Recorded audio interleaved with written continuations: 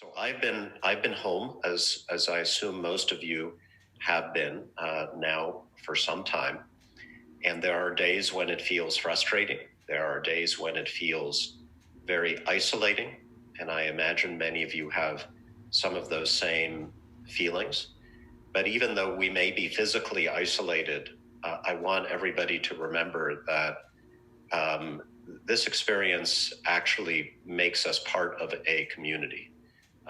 Because we are all together in this. We are all engaged together in one of the greatest collective community enterprises that the people of our country have ever engaged in. It's a bit strange. It's a bit different from anything we've experienced, but it is something we are all doing together, and we're doing it for a very good reason. It may feel like inaction, but it's actually action to save people's lives, action to help our first responders, our hospital personnel, our doctors and nurses, to be able to do their job, to minimize their burden so that we can get through this more quickly. So first, I just want to thank everybody for whatever sacrifices you are making right now to make sure that we come together and beat this epidemic and get this country back to where it needs to be. And I'm confident, based on the evidence that I have seen, as hard as this is right now, as hard as the next 2 weeks especially will be, that we are going to do it. Now, in Congress, our main responsibility has been, well, number one, empowering our public health and medical professionals, giving them the resources they need to do their jobs and the authority that they need to do their jobs, trusting their advice, as we all need to do now. And number two, making it economically possible for all of us, for ordinary Americans, to follow the public health advice. We're asking small businesses and businesses to shut their doors. We're asking employees to stay home. We need to make sure that that is economically possible for everybody. And so that's what we've been doing in terms of the bills that we have been passing in Congress. I think you know the top lines. The last bill, the CARES Act, was the biggest and most ambitious. It was designed to try to stabilize, not really to stimulate, but to stabilize the economy, to kind of put our country in a giant timeout that we can all survive until we can come out of our homes, hopefully in the next few weeks. And there's a lot in that bill that's going to help all of us. The most important principle behind it, in my opinion, is that we want businesses, wherever possible, to retain their employees, to stay whole. That's why the centerpiece of the bill was this paycheck protection program, loans to small businesses that are fully 100% forgivable if those businesses retain their employees. And businesses in our communities are applying for those loans right now. It's a little bit overwhelming. I'm sure there'll be questions about that, but we will get through it. We enhanced unemployment compensation on top of that. There'll be payments of $1,200 to every individual who made less than $75,000, $500 for kids. There'll be a tremendous amount of money going into our hospital system to shore it up. There'll be grants for farmers. There'll be grants for first responders to buy PPE, a whole range of programs that are going to make a difference in our community. Now, we got a bunch of questions from you guys in advance, and there was one set of questions that I want to be sure to get to first. And okay, this is funny. I'm home and my propane delivery has just knocked on my front door. I have to open it. Will you give me 1 minute? Hold on. Hey.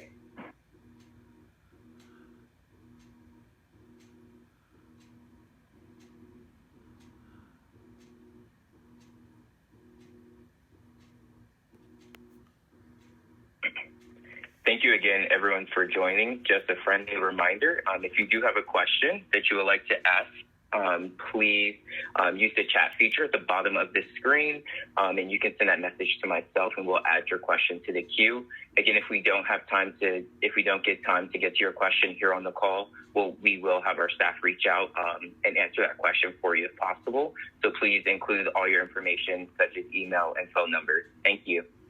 I'm back. Hi, real life. Okay, so what I was just getting to, that we got a bunch of questions about a story that's been spreading on social media regarding whether our rural counties, including Hunterdon County, are somehow being locked out of assistance under the CARES Act, under the legislation that we passed. So I wanted to get to that up front because we got a whole bunch of questions on it. And the most important thing is it's not true.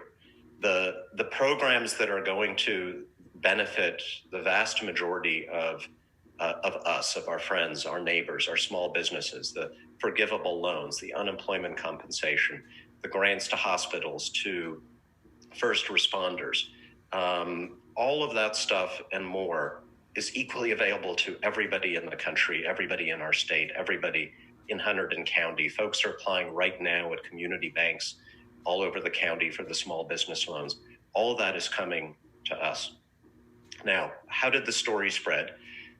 Based on an article that appeared in the Star Ledger a couple of days ago, which described the distribution of money from one federal program called the Community Development Block Grant, which is a long-standing federal housing assistance program that helps communities that have federally subsidized housing. And in the bill, in the CARES Act, we added about $5 billion to this program. And so NJ.com ran a story and it showed, here are the counties in New Jersey that are benefiting from it. And if you look at that list, Hunterdon County's not on there, Warren County's not on there, Sussex is not on there. The reason for that is because this program, by law, by longstanding law, only gives grants to urban counties and to cities with a population over $50,000, which makes sense because these are basically housing grants, urban development grants. Hunterdon County's never gotten any money from that program. And so a bunch of folks misinterpreted that article. A few people, I think, deliberately misinterpreted it. We got some partisan stuff out there suggesting that our rural counties aren't getting a penny of this relief money, which is a completely dishonest statement. It's only under this community development block grant. And then, in fact, if you look at the bill, there are other things that only people in Hunterdon County and our rural counties might get, because we also have special grants for example, farmers who supply farmers markets and restaurants and who may also be having a hard time right now.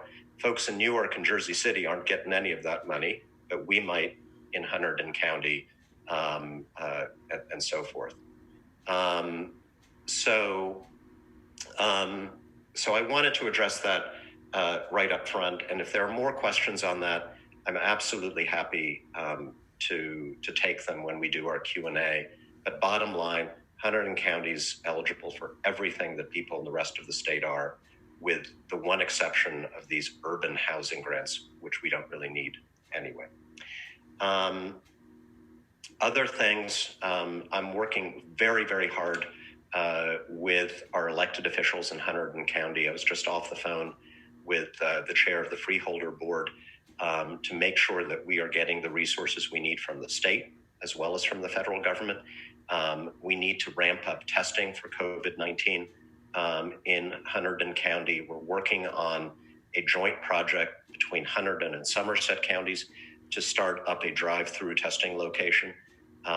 We are late to the game in that respect, but there may be an advantage there in that we may be able to start with some of the newer testing technologies that work a little bit better and a little bit faster than some of our neighbors in the other counties have been able to use.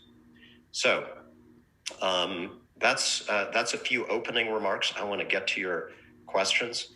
And we'll obviously take as many questions as you have in the time available on COVID-19 or any other issues that you may want to raise with me.